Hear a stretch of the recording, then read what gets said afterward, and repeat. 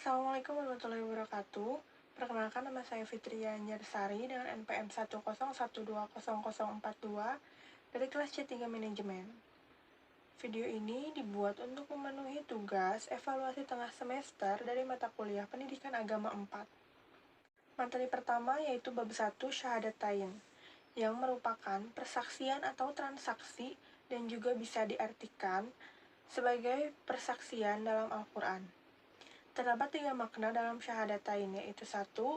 Makna mushtarak, yang artinya tidak dapat diartikan dengan semua makna yang terkandung dalam kata tersebut secara bersamaan. Arti kata syahidah yang berbeda yaitu menyaksikan, menghadiri, menyatakan, mengakui, mengikuti, dan mengetahui. Lalu, ada makna yang kedua, yaitu makna muradif, yang artinya beberapa lafaz yang menunjukkan satu arti, yaitu arti kita dari syahidah yang persamaan. Ada proklamasi atau pernyataan, yaitu pemberitahuan kepada umum. Sumpah, yaitu pernyataan yang diucapkan dengan resmi dan dengan bersaksi kepada Tuhan atau yang dianggap suci. Dan yang ketiga, pengakuan atau ikrar, yaitu berjanji dengan kesungguhan hati atau pengakuan terhadap suatu kebenaran. Lalu makna yang terakhir, ada makna syar'i, yaitu suatu pernyataan yang diucapkan oleh lisan setelah dibenarkan oleh hati pada saat melaksanakan rukun Islam yang pertama. Arti lain dari syahidan yaitu ikatan atau akidah, yaitu ikatan janji yang disepakati kedua pihak atas nama Allah, perjanjian damai atau perjanjian setia untuk melaksanakan perintahnya.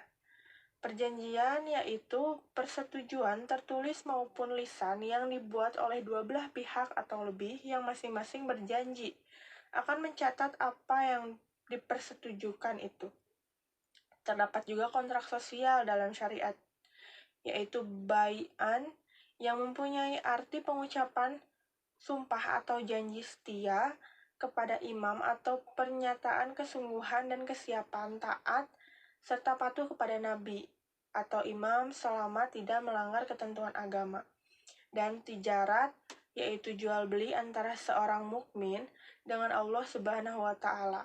Penjual adalah orang yang beriman menjual harta dan jiwa, serta Allah Subhanahu wa taala yang membeli dengan surga dan ampunannya. Bab 2 atau materi kedua yaitu kedudukan syahadatain dalam syariat Islam. Syahadatain adalah syariat Islam yang sama dengan syariat sholat, zakat, puasa, haji, munakahah, jihad, dan yang lainnya syariat Islam yang wajib dilaksanakan. Terdapat 6 poin, yaitu A.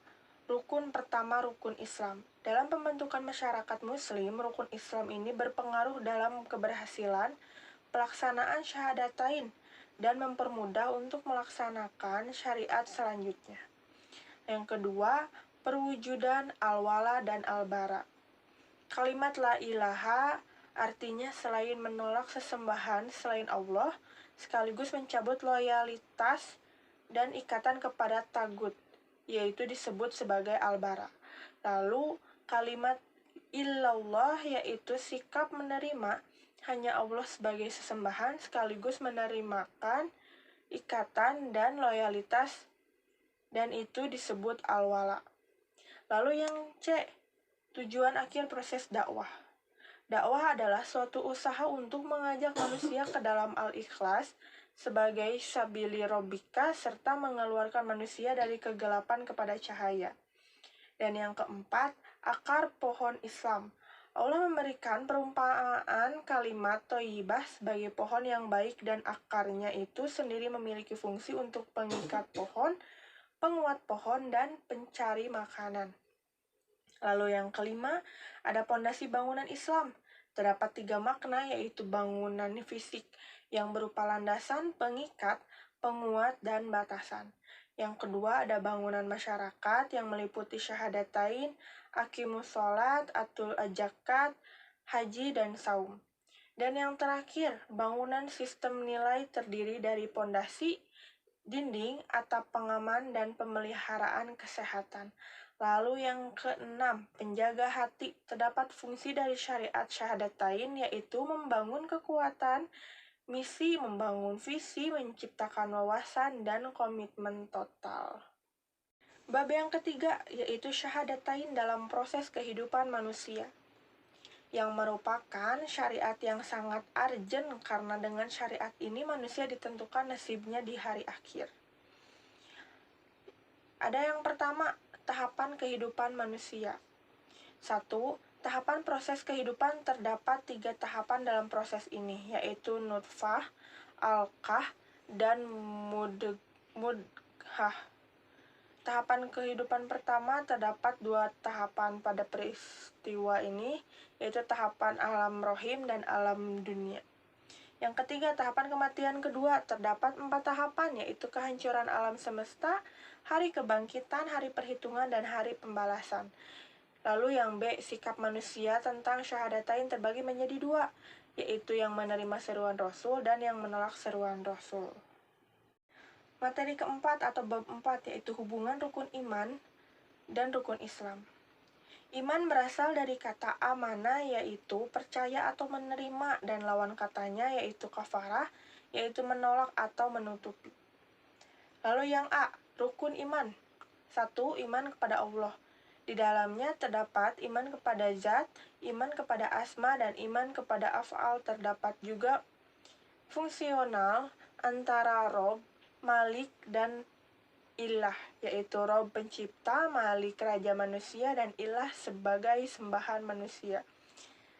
Iman yang kedua yaitu iman kepada malaikat Allah. Malaikat memiliki sifat senantiasa taat kepada Allah, memiliki kemampuan istimewa, dan memiliki tugas masing-masing.